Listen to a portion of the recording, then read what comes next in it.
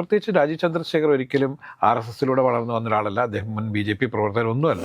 അപ്പോൾ തമ്മിലടിച്ച് ഇല്ലാതാകുന്ന ഒരു പാർട്ടിയായി BJP മാറുന്നതിനിടയിലാണ് ദേശീയ നേതൃത്വം രാജീവ് ചന്ദ്രശേഖരനെ അവതരിപ്പിക്കുന്നത്. ഇപ്പോൾ തൃശ്ശൂരിൽ മാത്രം ഉള്ള ഒരു കണക്ക് പ്രകാരമാണെങ്കിൽ, LDFൻ്റെ ഒരു കണക്ക് പ്രകാരമാണെങ്കിൽ, അവിടെ തൃശ്ശൂർ മണ്ഡലത്തിൽ 3500-ൽ പരം ഹിന്ദു വോട്ടുകൾ പോൾ ചെയ്തിട്ടില്ല എന്ന് നമ്മളിൽ കാണേണ്ടത്. ഇത്തരത്തിലുള്ള സ്ഥാനാർത്ഥി നിർണയവും മറ്റ് ചില സംഭവങ്ങളും യഥാർത്ഥത്തിൽ BJPയെ അല്ലെങ്കിൽ NDA വലിയ രീതിയിൽ തിരിച്ചടിയിലേക്ക് വീഴ്ത്തിയിട്ടുണ്ട് എന്ന് നമ്മളിൽ കാണുന്നത്. ഇത്തവണ BJP നേതൃത്വം പക്ഷേ സുരേന്ദ്രന് പ്രാദേശികമായി അവിടെ ഒരു പിന്തുണയും കൊടുത്തില്ല എന്ന് മാത്രമല്ല, വോട്ട് ചേർക്കാൻ പോലും അവർ താല്പര്യപ്പെട്ടില്ല എന്ന് പറയുമ്പോൾ നമുക്ക് മനസ്സിലാവുന്നതാണ്. രാജേട്ടാ നമസ്കാരം. രാജേട്ടാ, കേരളത്തിലെ 140 നിയോജക മണ്ഡലങ്ങളിലും NDA അവരുടെ സാന്നിധ്യം അറിയിച്ചിരുന്നു. പക്ഷേ സ്ഥിരം BJPയുടെ ഭാഗത്തുനിന്ന് മത്സരിക്കുന്ന പല ആളുകളെയും ഒഴിവാക്കിക്കൊണ്ടുള്ള ഒരു സ്ഥാനാർത്ഥി പട്ടികയാണ് ഇപ്രാവശ്യം കോർപ്പറേറ്റ് മുതലാളിയായിട്ടുള്ള രാജീവ് ചന്ദ്രശേഖരൻ്റെ നേതൃത്വത്തിലുള്ള BJPയുടെ സംസ്ഥാന ഘടകം പുറത്തുവിട്ടത്. ദേശീയ കമ്മിറ്റിയുടെ അംഗീകാരത്തോടുകൂടി തന്നെയാണ്. എന്നാൽ ഇപ്പോൾ നമുക്ക് മനസ്സിലാക്കാൻ സാധിക്കുന്ന ഒരു കാര്യം എന്താണ് എന്ന് ചോദിച്ചു കഴിഞ്ഞാൽ, പല നിയോജക മണ്ഡലങ്ങളിലും BJP വോട്ടുകളും അതോടൊപ്പം തന്നെ RSS വോട്ടുകളും പോൾ ചെയ്യപ്പെട്ടിട്ടില്ല എന്നുള്ളതാണ്. അതിന് അവർ പ്രധാനമായും പറയുന്ന കാര്യം എന്താണ് എന്ന് ചോദിച്ചു കഴിഞ്ഞാൽ, ഏതെങ്കിലും കാരണവശാൽ BJPയുടെ ഏതെങ്കിലും ഒരു സ്ഥാനാർത്ഥി കേരളത്തിൽ വിജയിച്ചു കഴിഞ്ഞാൽ അതിൻ്റെ മുഴുവനായിട്ടുള്ള ഒരു ക്രെഡിറ്റ് അത് ഈ രാജീവ് ചന്ദ്രശേഖറിലേക്ക് പോകുമെന്നും ഭാവിയിൽ കേരളത്തിൽ BJP ഇല്ലാത്തൊരവസ്ഥയിലേക്ക് പോകാനായിട്ട് അത് കാരണമാകുമെന്നും, അതുകൊണ്ട് തന്നെ ഈ പ്രാവശ്യം അവരുടെ ഒരു നിശബ്ദ പ്രതിഷേധമാണ് ഈ വോട്ട് രേഖപ്പെടുത്താതെ മാറി നിന്നുകൊണ്ട് അവർ പറയുന്നത് എന്നാണ് നമുക്ക് മനസ്സിലാക്കാൻ വേണ്ടിയിട്ട് സാധിച്ചിട്ടുള്ളത്. രാജീവ് ചന്ദ്രശേഖരനെതിരെ ഒറിജിനൽ BJPക്കാരുടെ അങ്ങനത്തെ ഒരു മൂവ്മെൻറ്റ് കേരളത്തിൽ നടക്കുന്നുണ്ടോ? തീർച്ചയായും. നേരത്തെ തന്നെ അത് നമ്മൾ പലപ്പോഴായിട്ട് സൂചിപ്പിച്ചതാണ്. പല ചർച്ചകളിലും നമ്മൾ തന്നെ പറഞ്ഞിട്ടുണ്ട്. കേരളത്തിലെ BJP എന്ന് പറയുന്നത് ഗ്രാജ്വലി വളർന്നുകൊണ്ടിരിക്കുന്ന ഒരു BJPയാണ്. വളരെ ഒരു എടുത്ത് ചാടിയുള്ള ഒരു പ്രവർത്തനത്തിൽ നിന്നും ഏർപ്പെടാതെ വളരെ ജൈവികമായ വളർച്ച ഉണ്ടാവണം എന്ന് ആഗ്രഹിക്കുന്ന ഒരു പാർട്ടിയാണ്. അതുകൊണ്ടാണ് അവർ 2036-ൽ കേരളത്തിൽ അധികാരത്തിൽ വരുമെന്ന് പറഞ്ഞില്ല, അല്ലെങ്കിൽ അടുത്ത തെരഞ്ഞെടുപ്പിൽ അധികാരത്തിൽ വരുമെന്ന് പറഞ്ഞില്ല. കഴിഞ്ഞ പ്രാവശ്യം 35 സീറ്റ് കിട്ടിയാൽ ഞങ്ങൾ ഭരണത്തിൽ വരും എന്ന് അന്നത്തെ അന്നത്തെ സംസ്ഥാന അധ്യക്ഷനായ K. സുരേന്ദ്രൻ ഒരു വിടുവായത്വം പറഞ്ഞതൊഴികെ മറ്റ് ഒരിക്കൽ പോലും ഈ BJPയുടെ മറ്റ് നേതാക്കന്മാരാരും നമ്മൾ വളരെ പെട്ടെന്ന് എടുത്തിയാടി അധികാരത്തിൽ വരുമെന്ന് പറഞ്ഞിട്ടില്ല. പ്രത്യേകിച്ചിട്ടും RSSന് ഒരു പദ്ധതി എന്ന് പറയുന്നത് ഒരിക്കലും അത്തരത്തിൽ ഏതെങ്കിലും ഷോർട്ട് കട്ടിലൂടെ അധികാരത്തിൽ വരിക എന്നുള്ളതല്ല, മറിച്ച് ജൈവികമായ വളർച്ച ഉണ്ടാക്കുന്ന തരത്തിലുള്ള പ്രവർത്തനങ്ങൾ കാഴ്ചവെച്ച് ഒഴുക്കുകളൊക്കെ കൃത്യമായി മനസ്സിലാക്കി ഏത് തരത്തിലൊക്കെയുള്ള മൂവ്മെൻ്റാണ് പല സ്ഥലങ്ങളിലും ചെയ്യേണ്ടത് എന്നൊക്കെ കൃത്യമായി മനസ്സിലാക്കിയതിന് ശേഷം മാത്രമാണ് BJP അധികാരത്തിലേക്ക് കൊണ്ട് മറ്റ് സ്റ്റേറ്റുകളിലൊക്കെ അങ്ങനെയാണ് കൊണ്ടുവന്നിട്ടുള്ളത്. ചില സ്ഥലങ്ങളിലൊക്കെ വലിയ രീതിയിലുള്ള പർച്ചേസിംഗ് നടത്തിയിട്ടുണ്ടെന്ന് നമുക്കറിയാം. അത് കണക്ക് കൂട്ടലുകൾ തെറ്റുമ്പോഴാണ് അത്തരത്തിലുള്ള പർച്ചേസുകളൊക്കെ നടന്നത്. പക്ഷേ RSSന് ആ ശൈലിയല്ല. RSS ഇത്തരത്തിലുള്ള വളർച്ചയാണ് പ്ലാൻ ചെയ്യുന്നത്. പക്ഷേ ആ വളർച്ചയ്ക്ക് ചെറിയ വിഘാതമായിരിക്കുകയാണ് കേരളത്തിൽ ഈ BPLൻ്റെ ഉടമയായ അല്ലെങ്കിൽ വലിയ കോർപ്പറേറ്റ് ഉടമയായ ജൂപ്പിറ്റർ ക്യാപിറ്റലിൻ്റെ ഉടമയായ ഈ രാജീവ് ചന്ദ്രശേഖരൻ്റെ വരവ് എന്നുള്ളത് നമ്മൾ മനസ്സിലാക്കണം. ഞാൻ ഈ BPL പറഞ്ഞ ആളുകൾക്ക് പെട്ടെന്ന് കമ്മ്യൂണിക്കേറ്റ് ചെയ്യാറുണ്ട്. അതെ. അപ്പോൾ രാജീവ് ചന്ദ്രശേഖരൻ്റെ വരവ്, പ്രത്യേകിച്ച് രാജീവ് ചന്ദ്രശേഖർ ഒരിക്കലും RSSലൂടെ വളർന്നു വന്ന ഒരാളല്ല. അദ്ദേഹം മുൻ BJP പ്രവർത്തകരൊന്നുമല്ല. അദ്ദേഹം ഏതെങ്കിലും ഒരു വലിയ ഘടകത്തിൻ്റെ ഭാഗമായി ഏതെങ്കിലുമൊക്കെ സ്ഥാനമാനങ്ങളിലൂടെ വന്ന ഒരാളുമല്ല. വളരെ പെട്ടെന്ന് കേരളത്തിൻ്റെ ചുമതല ലഭിക്കുകയായിരുന്നു. പക്ഷേ അതിനുണ്ടായ സാഹചര്യം എന്ന് പറയുന്നത് കേരളത്തിലെ BJPയിൽ കാലങ്ങളായുള്ള ഗ്രൂപ്പിസം, നമുക്കറിയാം കേരളത്തിലെ BJP എന്ന് പറയുന്നത് KJP എന്ന് പറഞ്ഞ് പരിഹസിക്കുന്ന അവസ്ഥയിലേക്ക് വന്നിരുന്നു. പലതരത്തിലുള്ള പരീക്ഷണങ്ങൾ നടത്തി നോക്കി. കുമ്മനം രാജശേഖരനെ കൊണ്ടുവന്നു. ഒരു തരത്തിലും 2 തരത്തിലുള്ള നേതാക്കന്മാർ, 2 ഗ്രൂപ്പുകളിലായി വിഘടിച്ച് നിൽക്കുന്ന ഗ്രൂപ്പ് നേതാക്കന്മാർ ഒരിക്കലും ഒരുമിച്ച് പോകാൻ തയ്യാറാവില്ല. അവർക്കതിന് താല്പര്യം ഉണ്ടായിരുന്നില്ല.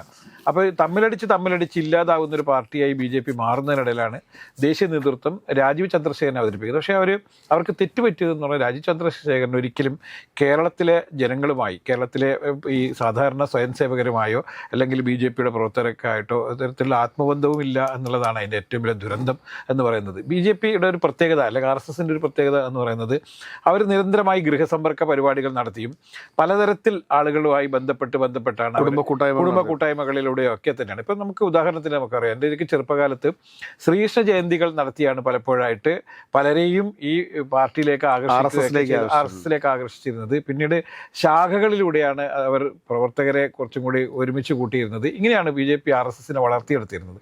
പക്ഷേ ഇപ്പോൾ രീതി എന്ന് പറയുന്നത് തീർത്തും കോർപ്പറേറ്റ് ശൈലിയിലുള്ള ഒരു തെരഞ്ഞെടുപ്പ് രീതിയാണ് ഈ തവണ കണ്ടിട്ടിരിക്കുന്നത്. അപ്പം നമുക്ക് 19 സീറ്റ് നമുക്ക് 2020 കൊടുക്കുന്നു എന്ന് പറഞ്ഞാൽ ആ ചിലവ് നമുക്ക് ഒഴിഞ്ഞു കിട്ടി എന്നുള്ള രീതിയിലാണ്. അപ്പോൾ സീരിയസ് ആയിട്ട് ഈ തെരഞ്ഞെടുപ്പിനെ നേരിടുന്ന ആകെ 5 മണ്ഡലങ്ങൾ മാത്രമാണ് ഉണ്ടായിരുന്നത് നമുക്ക് കാണേണ്ടത്. അതൊന്ന് മഞ്ചേശ്വരമായിരുന്നു, രണ്ടാമത് പാലക്കാടായിരുന്നു, അത് കഴിഞ്ഞാൽ പിന്നീടുള്ളത് നേമവും വട്ടിയൂർക്കാവും കഴക്കൂട്ടമായിരുന്നു. ഈ 5 സീറ്റിൽ മാത്രമാണ് BJP കൃത്യമായിട്ടൊരു മത്സരം എന്നുള്ള രീതിയിൽ കണ്ടിരുന്നുള്ളൂ. ഒരുപക്ഷെ അവർക്ക് ഈ കൊടുങ്ങല്ലൂരിലും അതുപോലെ തന്നെ തൃപ്പൂണിത്തുറയിലൊക്കെ BJPയുടെ സ്ഥാനാർത്ഥിയെ തന്നെ നിർത്തുകയും താമരച്ചിഹ്നത്തിൽ തന്നെ മത്സരിക്കുകയും ചെയ്തിരുന്നെങ്കിൽ അവിടെ വലിയ നേട്ടങ്ങൾ ഉണ്ടാക്കാൻ പറ്റുന്ന ഒരു രാഷ്ട്രീയ സാഹചര്യം ഉണ്ടായിട്ട് പോലും തൃപ്പൂണിത്തുറയിലൊന്നും ആ ഒരു സ്ഥാനാർത്ഥിയെ നിർത്താൻ തയ്യാറായില്ല. അതൊക്കെ ഘടകകക്ഷി എന്നുള്ള പേരിൽ അവതരിപ്പിക്കപ്പെട്ട 2020 കൊടുക്കുന്ന കാഴ്ച കണ്ടത്. ഇത് യഥാർത്ഥത്തിൽ സാധാരണക്കാരായ അല്ലെങ്കിൽ ഗ്രാസ് റൂട്ട് ലെവലിൽ വർക്ക് ചെയ്തുകൊണ്ടിരിക്കുന്ന RSSകാരെ അല്ലെങ്കിൽ BJPക്കാരെ വലിയ രീതിയിലെ മനോവിഷമത്തിലേക്ക് കൊണ്ട് തള്ളി എന്നുള്ളത് നമ്മളിൽ കാണേണ്ടതുണ്ട്. അതുകൊണ്ട് തന്നെയാണ് പല സ്ഥലങ്ങളിലും BJP പ്രവർത്തകരും RSS പ്രവർത്തകരും കാലങ്ങളായിട്ട് തെരഞ്ഞെടുപ്പ് പ്രവർത്തനത്തിലൊക്കെ സജീവമായിരുന്ന പലരും നിർജ്ജീവമാവുകയും പല സ്ഥലങ്ങളിലും അവർ പ്രവർത്തനത്തിൽ തീരെ പങ്കെടുക്കാതിരിക്കുകയൊക്കെ ചെയ്തു എന്നുള്ളത് സത്യമാണ്. അത് പലരും വോട്ട് പോൾ ചെയ്യാതിരുന്നുണ്ട്. ഇപ്പോൾ തൃശ്ശൂരിൽ മാത്രം ഉള്ളൊരു കണക്ക് പ്രകാരമാണെങ്കിൽ LDFൻ്റെ ഒരു കണക്ക് പ്രകാരമാണെങ്കിൽ അവിടെ തൃശ്ശൂർ മണ്ഡലത്തിൽ 3500-ൽ പരം ഹിന്ദു വോട്ടുകൾ പോൾ ചെയ്തിട്ടില്ല എന്ന് നമ്മളിൽ കാണേണ്ടതുണ്ട്. അതിൻ്റെ ഒരു പ്രധാനപ്പെട്ട കാരണം എന്ന് പറയുന്നത് അവർക്ക് അത്ര താല്പര്യമുള്ളൊരു സ്ഥാനാർത്ഥിയല്ല. കാരണം കഴിഞ്ഞ തവണ അവർ അവിടെ കൈപ്പത്തി ചിഹ്നത്തിൽ തെരഞ്ഞെടുപ്പിന് നേരിട്ട ഒരു സ്ഥാനാർത്ഥി 5 വർഷം കഴിയുമ്പോഴേക്കും അവർ താമര ചിഹ്നത്തിലേക്ക് മാറി. സ്ഥാനാർത്ഥി ചിഹ്നം മാത്രമേ മാറുന്നുള്ളൂ, ഒരേ സ്ഥാനാർത്ഥി തന്നെ അവിടെ മാറുന്നു, ഒരേ സ്ഥാനാർത്ഥി തന്നെ വരുന്നു എന്നുള്ളത്. പത്മജ വേണുഗോപാലിനെ ഒരു കാരണവശാലും അവർക്ക് ഡൈജസ്റ്റ് ആയില്ല, അല്ലെങ്കിൽ അവർക്ക് സ്വീകരിക്കാൻ പറ്റാത്തൊരു പൊളിറ്റിക്കൽ സാഹചര്യം ഉണ്ടായി. കഴിഞ്ഞ പ്രാവശ്യം സുരേഷ് ഗോപിയും ഈ പറഞ്ഞ ജയിച്ച ഉണ്ണികൃഷ്ണൻ അല്ല കഴിഞ്ഞ പ്രാവശ്യത്തെ എംഎൽഎയുടെ പേര് അല്ല ബാലേന്ദ്രൻ. അപ്പൊ അദ്ദേഹമായിട്ടുള്ളൊരു 1000 വോട്ടിന്റെ മാത്രം ഇതിലുണ്ടായിരുന്ന കഴിഞ്ഞ തവണ സുരേഷ് ഗോപി NDAന്റെ സ്ഥാനാർത്ഥിയായിരുന്നു, UDFന്റെ സ്ഥാനാർത്ഥിയായിട്ട് പത്മജ വേണുഗോപാലും LDFന്റെ സ്ഥാനാർത്ഥിയായി ബാലചന്ദ്രനായിരുന്നു. ബാലചന്ദ്രൻ അവിടെ 1000 വോട്ടിന്റെ ഭൂരിപക്ഷത്തിൽ ജയിക്കുന്നു. ഇത്തവണ ബാലചന്ദ്രൻ അല്ല അവിടെ സ്ഥാനാർത്ഥി. ആദ്യമായിട്ടാണ് ഒരു സ്ഥാനാർത്ഥി ഒറ്റത്തവണ മത്സരിച്ച് അവരെ മാറ്റി CPI വേറൊരു സ്ഥാനാർത്ഥിയെ അവിടെ വെക്കുന്നത്. എന്തുകൊണ്ടെന്ന് പറഞ്ഞാൽ ആ ബാലേന്ദ്രനെ വെച്ചുകൊണ്ട് ഇനി വിജയിക്കാൻ അവിടെ യാതൊരു സാധ്യതയുമില്ല എന്ന് കണ്ടപ്പോഴാണ് അവർ മറ്റൊരു കവിയെ, ബാലേന്ദ്രൻ ഒരു കവിയാണ്, മറ്റൊരു കവിയെ ആലങ്കോട് ലീലാകൃഷ്ണൻ എന്നുള്ള മറ്റൊരു കവിയെ അവിടെ തൃശ്ശൂർ അവതരിപ്പിക്കുന്നത്.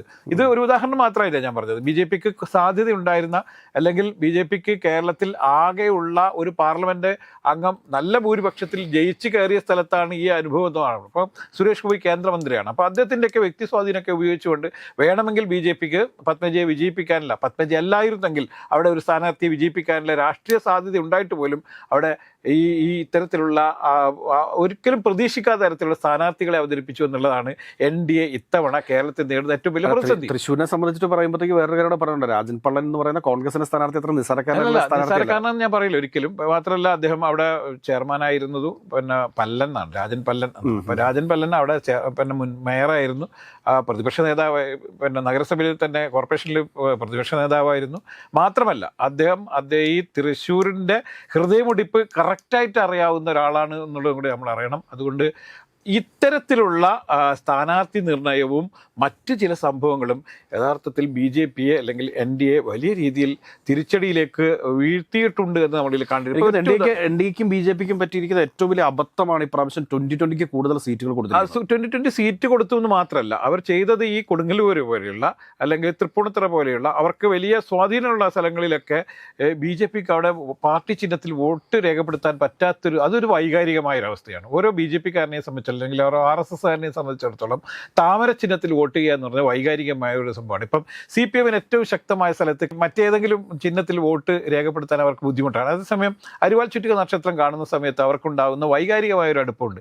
ഇത് തന്നെയാണ് പല സ്ഥലങ്ങളിലും BJPക്ക് സംഭവിച്ചത് നമ്മുടെ കാണുന്നത്. ഇപ്പം നമുക്ക് ഒറ്റ ഉദാഹരണം, ഇപ്പം MT രമേശിനെ അവർ മത്സരിപ്പിച്ചില്ല, MT രമേശിനെ രാധാകൃഷ്ണൻ മത്സരിപ്പിച്ചില്ല, ഇപ്പൊ MT രമേശൊക്കെ മത്സരിപ്പിച്ചില്ല. അങ്ങനെ കുറെ നേതാക്കന്മാരെ രാജഗോപാൽ മുത്തുനെ പോലും മത്സരിപ്പിച്ചില്ല. അങ്ങനെ പല സ്ഥലങ്ങളിലും വളരെ സീരിയസ് ആയിട്ട് തെരഞ്ഞെടുപ്പിൽ പലപ്പോഴും ഇടപെടുകയും ജനങ്ങൾക്കിടയിൽ വലിയ സ്വാധീനമുള്ള പല നേതാക്കന്മാരെ ഇത്തവണ മത്സരിപ്പിച്ചില്ല. ഇപ്പോൾ MT രമേശിനെ തന്നെ നോക്കൂ.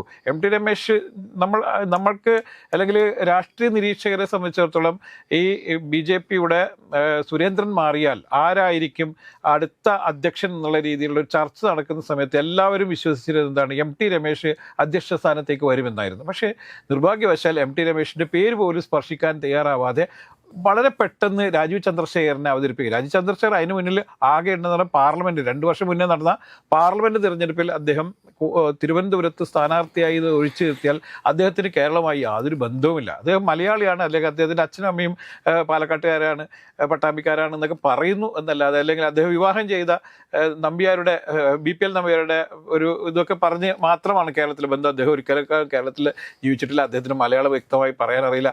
എനിക്ക് മലയാളം പറയാനറിയാം, മുണ്ടെടുക്കാൻ അറിയാം, മുണ്ട് വേണമെങ്കിൽ മാടിക്കുത്താൻ അറിയാം, 2 ചവിട്ട് കയറാൻ അറിയാം എന്നൊക്കെ പറയുന്നു എന്നല്ലാതെ അദ്ദേഹത്തിന് അതൊന്നും പറ്റാത്ത, ഇത് നമ്മൾക്ക് കമ്മ്യൂണിക്കേഷൻ ആണല്ലോ ഭാഷ എന്ന് പറയുന്നത്. ഈ സാധാരണ പ്രവർത്തകരുമായിട്ട് കമ്മ്യൂണിക്കേറ്റ് ചെയ്യാൻ പറ്റാത്ത ഒരു ഹൈ എൻഡ് കക്ഷിയാണ് അദ്ദേഹം. ഒരു വലിയ ഇന്ത്യയിൽ തന്നെ വളരെ അറിയപ്പെടുന്ന ഒരു വലിയ വ്യവസായിയാണ് എന്നുള്ളതിൻ്റെ യാതൊരു സംശയമില്ല. അദ്ദേഹം കേന്ദ്രമന്ത്രിയൊക്കെ ആയിരുന്നു, അതിൻ്റെ പേരിലൊക്കെയാണ് രാജ്യസഭയിൽ എത്തുന്നതും ഈ വ്യവസായി എന്നുള്ള പിൻബലത്തിലായിരുന്നു. അതുകൊണ്ട് ഇത് BJP-ക്ക് വലിയ രീതിയിൽ ക്ഷീണം ചെയ്യും. ഇപ്പോൾ MT രമേശൊക്കെ യഥാർത്ഥത്തിൽ രാഷ്ട്രീയ ജീവിതം പോലും അവസാനിപ്പിക്കാൻ വേണ്ടി തയ്യാറായി. ഇത് MT രമേശിൻ്റെ മാത്രം കഥയല്ല. പല BJP-യിലെ നിരന്തരമായി വർക്ക് ചെയ്തുകൊണ്ടിരുന്ന, എത്രയോ കാലമായി BJP-യുടെ ഭാഗമായിരുന്ന, BJP-ക്ക് വേണ്ടി തൻ്റെ യൗവനം മൊത്തം നശിപ്പിച്ച ഒരുപാട് ആളുകൾക്ക് പരിഗണനകൾ ലഭിച്ചില്ല എന്നുള്ളത് BJP-യെ സംബന്ധിച്ചിടത്തോളം വലിയ രീതിയിലുള്ള വലിയ തിരിച്ചടിക്ക് കാരണമാകും. അസ്വസ്ഥത തീർച്ചയായും ഉണ്ടാക്കിയിട്ടുണ്ട്. ഈ തെരഞ്ഞെടുപ്പിൽ ഉണ്ടാക്കിയിരിക്കുന്ന ഏറ്റവും വലിയ അസ്വസ്ഥത ഇപ്പം നമ്മൾ ഇതിൻ്റെ കൂടെ ചർച്ച ചെയ്തുകൊണ്ടൊരു വേറൊരു വിഷയം എന്ന് പറയുന്നത്, മഞ്ചേശ്വരത്ത് ഇത്തവണ സുരേന്ദ്രൻ ജയിക്കാനുള്ള എല്ലാ സാഹചര്യവും. കഴിഞ്ഞ പ്രാവശ്യം നമുക്കറിയാം വളരെ ചെറിയ വോട്ടിനാണ് അദ്ദേഹത്തിൻ്റെ പരാജയം, സാങ്കേതികമായിട്ടുള്ളൊരു പരാജയമായിരുന്നു. ഇത്തവണ BJP നേതൃത്വം പക്ഷേ സുരേന്ദ്രന് പ്രാദേശികമായി അവിടെ ഒരു പിന്തുണയും കൊടുത്തില്ല എന്ന് മാത്രമല്ല വോട്ട് ചേർക്കാൻ പോലും അവർ താല്പര്യപ്പെട്ടില്ല എന്ന് പറയുമ്പോൾ നമുക്ക് മനസ്സിലാവുന്നതാണ് ഇത്തരത്തിൽ എല്ലാ, ഇപ്പോൾ സുരേന്ദ്രൻ മഹാനാണ്, അല്ലെങ്കിൽ അദ്ദേഹം ഏത് നിലയിലും ജയിച്ച് നിയമസഭയിലെത്തി വലിയ വിപ്ലവങ്ങൾ ഉണ്ടാക്കേണ്ട നേതാവാണ് എന്നുള്ള പരിഗണനയല്ല, മറിച്ച് BJP-ക്ക് തുടർന്നും സാധ്യതയുള്ള രീതിയിലേക്ക് വളരാൻ വേണ്ടിയുള്ള സാഹചര്യം ഇവർ തന്നെ ഇല്ലാതാക്കി എന്നാണ് നമ്മൾ കാണേണ്ടത്. അപ്പോൾ രാജീവ് ചന്ദ്രനെ സംബന്ധിച്ചിടത്തോളം അദ്ദേഹത്തിന് നിയമത്തിൽ ജയിക്കുക അല്ലെങ്കിൽ ഏതെങ്കിലും ഒരു സീറ്റൊക്കെ കിട്ടിക്കഴിഞ്ഞാൽ അദ്ദേഹം ക്ലെയിം ചെയ്യാൻ പറ്റും. കേന്ദ്ര നേതൃത്വം അദ്ദേഹത്തിന് ഏൽപ്പിച്ച ചുമതലയുടെ ഒരു സ്റ്റെപ്പ് കയറാൻ പറ്റി എന്ന് അദ്ദേഹത്തെ ധരിപ്പിക്കാൻ പറ്റുമെന്നല്ല. ഇതൊരു തരം ടാർഗറ്റ് ബിസിനസിൻ്റെ മെത്തേഡാണ്. നമുക്ക് ഇത്ര ടാർഗറ്റ് തന്നിട്ടുണ്ട്, പക്ഷേ ആ ടാർഗറ്റ് നമുക്ക് ഫില്ല് ചെയ്യാൻ പറ്റിയില്ലെങ്കിൽ പോലും ഏതാണ്ട് അതിനടുത്തുള്ള ടാർഗറ്റ് നമ്മൾ ഫില്ല് ചെയ്തിട്ടുണ്ട് എന്ന് പറയുന്നൊരു അവസ്ഥയാണ്. അദ്ദേഹം വ്യവസായി ആയതുകൊണ്ട് അദ്ദേഹം ഈ ടാർഗറ്റ് ബിസിനസിൻ്റെ ഒരു പാറ്റേണിലാണ് ഈ ഇലക്ഷനെ കണ്ടിട്ടുള്ളത് എന്നുള്ളതാണ്. ഇതാണ് BJP-ക്ക് വലിയ തിരിച്ചടിയാൻ പോകുന്നത്. ഇത് അദ്ദേഹത്തിനും തിരിച്ചടിയാവും. കാരണം കേരളത്തിൽ BJP-ക്ക് നേട്ടമുണ്ടാവും എന്ന് ദേശീയ നേതൃത്വം വലിയ പ്രതീക്ഷയിലാണ്. അവിടത്തേക്ക് എത്താൻ പറ്റിയില്ലെങ്കിൽ അത് രാജീവ് ചന്ദ്രശേഖരൻ്റെ രാഷ്ട്രീയ ജീവിതത്തിലും വലിയ തിരിച്ചടിയാവും. അത് തന്നെയാണ് മറ്റ് നേതാക്കന്മാർ പ്രതീക്ഷിക്കുന്നതും ആഗ്രഹിക്കുന്നതും. തീർച്ചയായും